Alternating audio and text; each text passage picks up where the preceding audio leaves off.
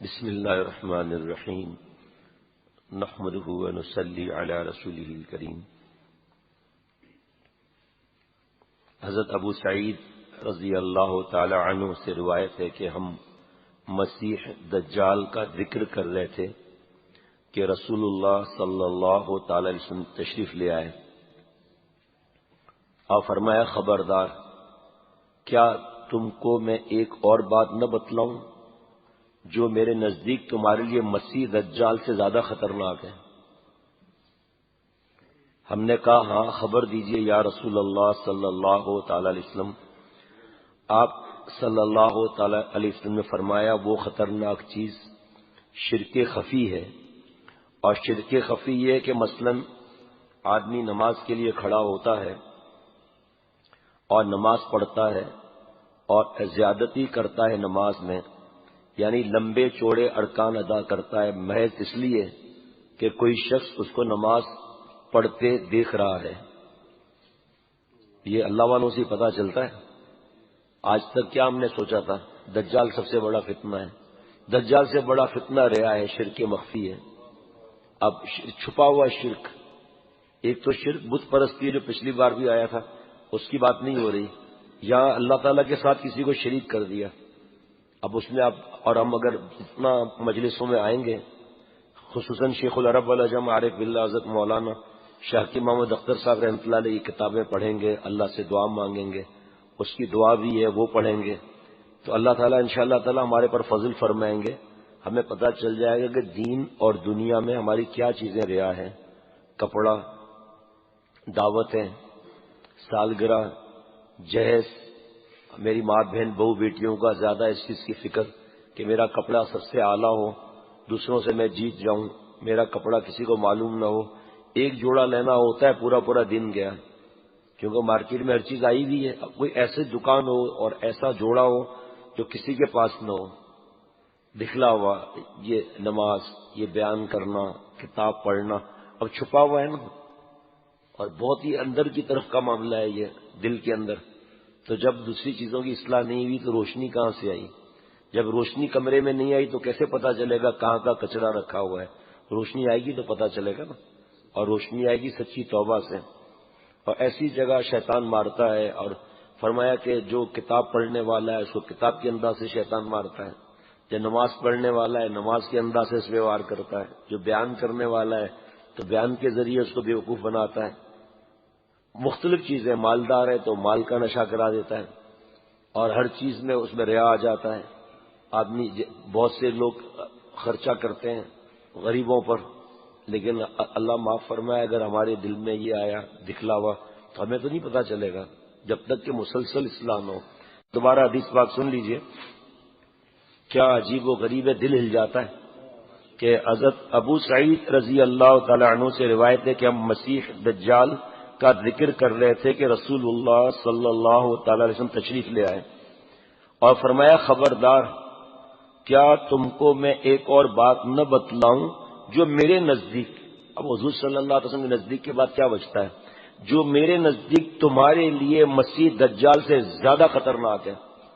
ہم نے کہا ہاں، خبر دیجئے یا رسول اللہ صلی اللہ تعالی علیہ وسلم۔ آپ صلی اللہ علیہ وسلم نے فرمایا وہ خطرناک چیز شرک خفی ہے، اور شرک خفی یہ کہ مثلا آدمی نماز کے لیے کھڑا ہوتا ہے، مثال دی، اب اس میں سب آ گئے، اور نماز پڑھتا ہے اور زیادتی کرتا ہے نماز میں، یعنی لمبے چوڑے ارکان ادا کرتا ہے محض اس لیے کہ کوئی شخص اس کو نماز پڑھتے دیکھ رہا ہے۔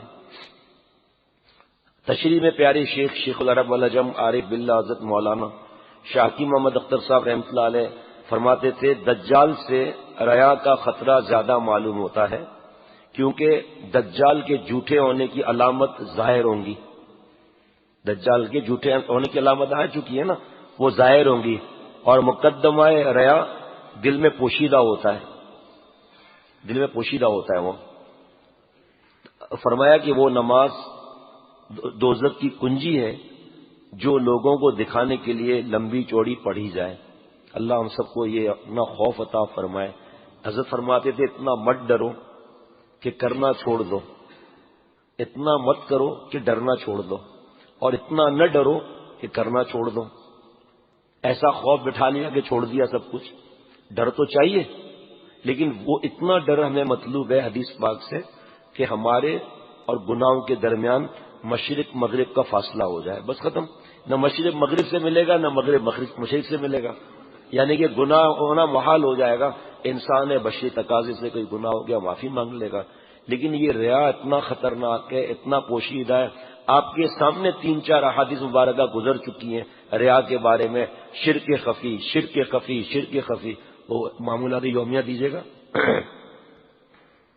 دوزخ کی کنجی ہے، وہ نماز میں دکھانے کے لیے پڑھی جائے۔ اب کوئی آسان تھوڑی ہے اس کا پتہ چلنا۔ یہ کتنی کتابیں، لاکھوں اور لاکھوں اور لاکھوں کی تعداد میں ماشاءاللہ ختم ہو چکی ہیں کتابیں۔ رکھ دیا ہے یہاں، کسی کو بھی چاہیے، منع بھی نہیں ہے۔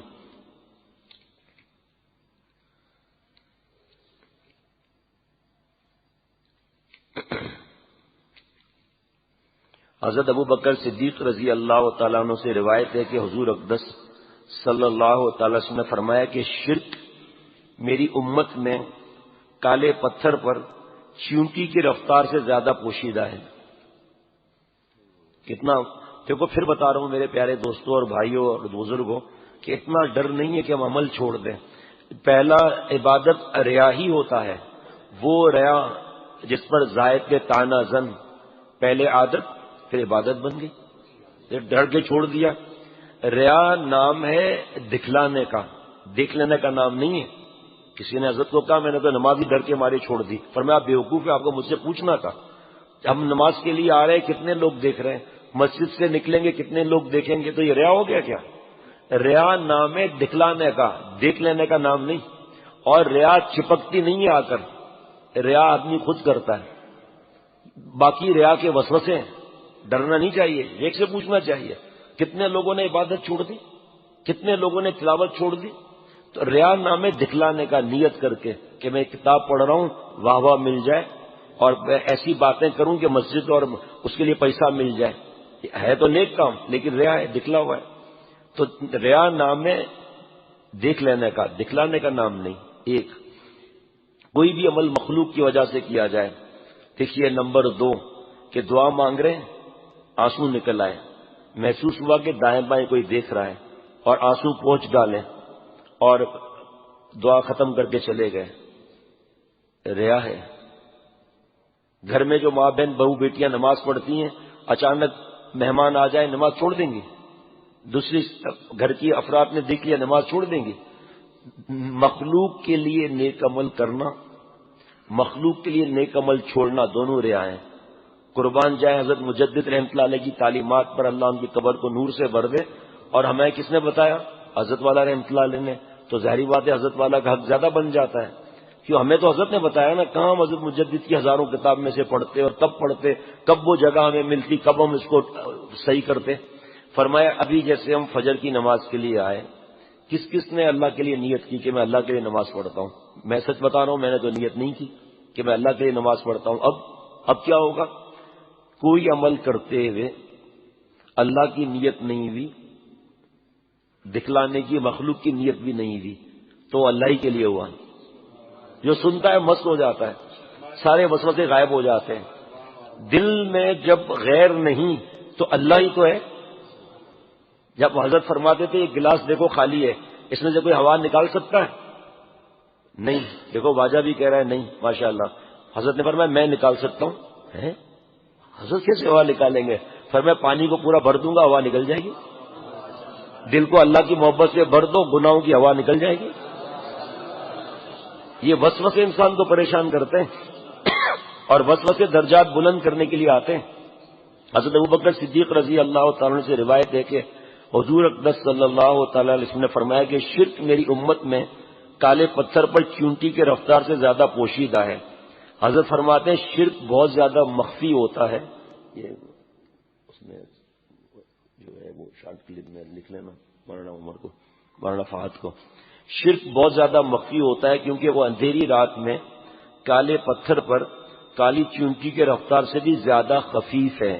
یعنی جس طرح اندھیری رات میں کالے پتھر پر کالی چونٹی چلتی ہوئی نظر نہیں آئے گی، اس سے زیادہ خفیہ طریقے سے شرک قلب میں داخل ہو جاتا ہے، شرک خفی ریا، اور اس سے بہت کم بچ پاتے ہیں اقویا یعنی خواص امت بھی۔ بس ضعیف الایمان لوگوں کا کیا حال ہوگا؟ جب دین پھیلانے والے میں سے بھی بچنا مشکل ہوتا ہے تو پھر میرے جیسے کا کیا حال ہوگا؟ یہ سن کر حضرت ابو بکر صدیق رضی اللہ تعالیٰ عنہ گھبرا گئے اور عرض کیا فَكَيْفَ النَّجَاةُ وَالْمَخْرَجُ مِنْ ذَلِكَ، اس سے نجات اور نکلنے کا کیا طریقہ ہے؟ حضور صلی اللہ علیہ وسلم نے فرمایا کہ کیا میں تجھے ایسی دعا نہ بتلا دوں کہ جب تو اسے پڑھ لے تو بَرِئْتَ مِنْ قَلِيلِهِ وَكَثِيرِهِ وَصَغِيرِهِ وَكَبِيرِهِ، تو قلیل شرک سے، کثیر شرک سے، چھوٹے شرک سے، بڑے شرک سے نجات پا جائے۔ حضرت صدیق اکبر رضی اللہ تعالیٰ عنہ نے عرض کیا کہ ضرور بتائیے اللہ کے رسول صلی اللہ تعالیٰ علیہ وسلم۔ حضور اقدس صلی اللہ علیہ وسلم نے فرمایا کہ یوں دعا مانگا کرو۔ یہ ایسی کتاب ہے چھوٹی سی، ہمارے ویب سائٹ پہ بھی ملتی ہے، معمولات صبح و شام، یہاں سے بھی مفت تقسیم ہوتی ہے، بڑی تعداد میں چھپتی ہے۔ یہ خزانہ ہے جو اللہ نے حضرت والا کو، بہت خزانے ہیں دعاؤں کے، لیکن اللہ نے حضرت کو وہ چیز عطا فرمائی ماشاءاللہ جو صبح و شام پڑھ لیں تو بہت کام بن جائیں گے ہمارے۔ میرے ساتھ پڑھیے، اللہم انی اعوذ بک ان اشرک بک وانا اعلم واستغفرک لما لا اعلم، اللہم انی اعوذ بک ان اشرک بک وانا اعلم واستغفرک لما لا اعلم، اللہم انی اعوذ بک ان اشرک بک وانا اعلم واستغفرک لما لا اعلم۔ اب ترجمہ سن لیں اور مست ہو جائیں اور اسی عادت بنا لیں۔ الحمدللہ حضرت والا نے جب سے ڈانٹ لگائی تھی، بیماری ہو یا کوئی ایسے اچانک بیان شروع ہو جاتا ہے جمعرات کو، وہ الگ بات ہے، باقی الحمدللہ اللہ ناغا سے بچاتے ہیں۔ اور کبھی ایمرجنسی ہے، تھکاوٹ ہے، ایک بار پڑھ لیں، اے اللہ میں تیری پناہ چاہتا ہوں اس سے کہ تیرے ساتھ شریک کروں اور اس کو میں جانتا ہوں۔ ذرا دعا دیکھے پیارے نبی صلی اللہ علیہ وسلم کو، میں پناہ چاہتا ہوں کہ تیرے ساتھ کسی کو شریک کروں، وہ جو کہ میں جانتا ہوں اس کو، اور تجھ سے میں معافی چاہتا ہوں اس کی کہ میں نہ جانتا ہوں۔ شرک خفی ہے نا، مخفی ہے نا، تو یا اللہ جو میں کر رہا ہوں ریا وغیرہ، اس کی معافی عطا فرما، اور یا اللہ جو میں کر رہا ہوں مجھے نہیں معلوم، چھپا ہوا ہے، اس کی معافی عطا فرما۔ اللہ اس کے دل میں ایسی روشنی دیں گے کہ اس کو ریا کی اصلاح کرنے کی توفیق ہوگی انشاءاللہ تعالی۔ اللہ تعالیٰ مجھے ہم سب کو عمل کرنے کی توفیق عطا فرمائے۔ بولنا نہیں ہے، ابھی لکھ لو فوراً، اس کی عادت بنا لیں، بچوں تک کو سکھا دیں انشاءاللہ تعالی۔